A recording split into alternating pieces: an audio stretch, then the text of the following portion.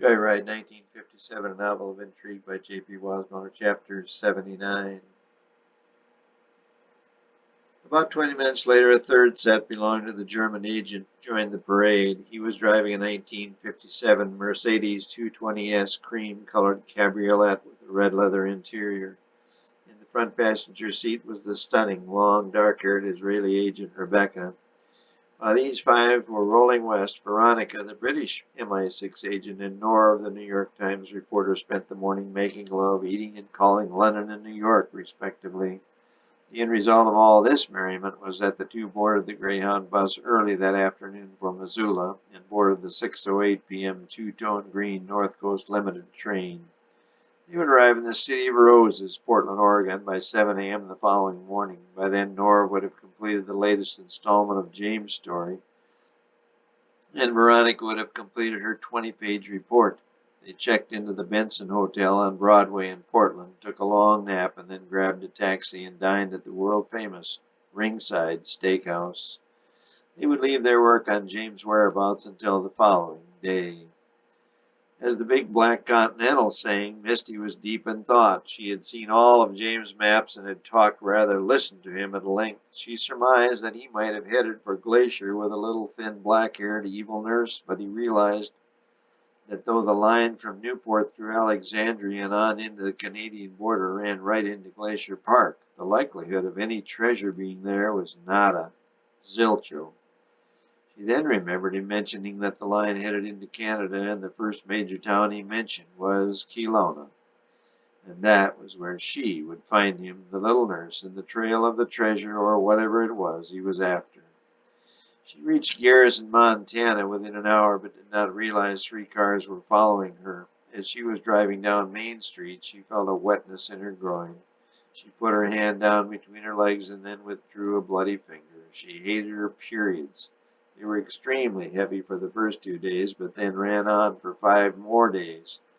The doctors told her she would have to lose weight or they would progressively worsen to the point where she may bleed to death. She calculated that losing weight by eating less was worse than death, so she did nothing. One doctor had urged her to have a hysterectomy, but she wanted children someday, hopefully now with James, so she gave the doctor a flat no for an answer. She drove into a Pure station and went into the grungiest bathroom she could remember. She replaced her blood-soaked pad with 2 fresh ones and then went back to her car. She noticed a green Dodge across the street but saw no other suspicious vehicles. However, she knew that the tall man in the black suit had made her, and the others soon would as well. Or maybe they already had.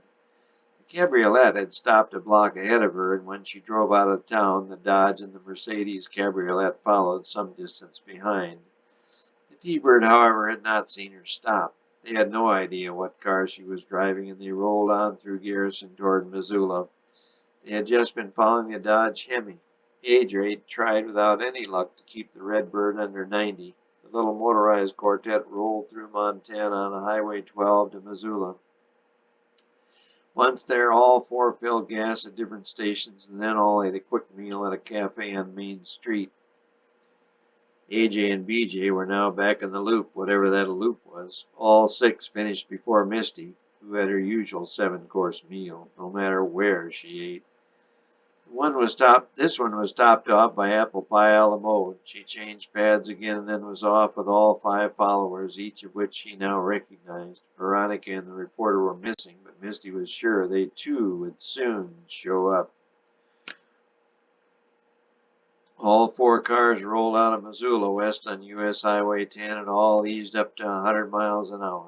The little Mercedes had trouble keeping up with its 105 horsepower and soon fell behind. The other 3 rolled past several police cars going the other way, but surprisingly were not stopped. Only Misty knew why. Her Continental sported the governor of Montana's license plate. It was after 5 p.m. by the time the Mark II, the Dodge, and the T-Bird had reached Spokane, Washington. All decided to retire for the evening and took rooms at the Davenport Hotel downtown. Misty's passions were always higher during menstruation, but her bleeding was so heavy she ate and headed for bed, as did the other 5. The next day all would follow Misty up highways 395, 20, and 95 to Oroville, Washington. But only Misty would enter Canada from the checkpoint of Osoyoos.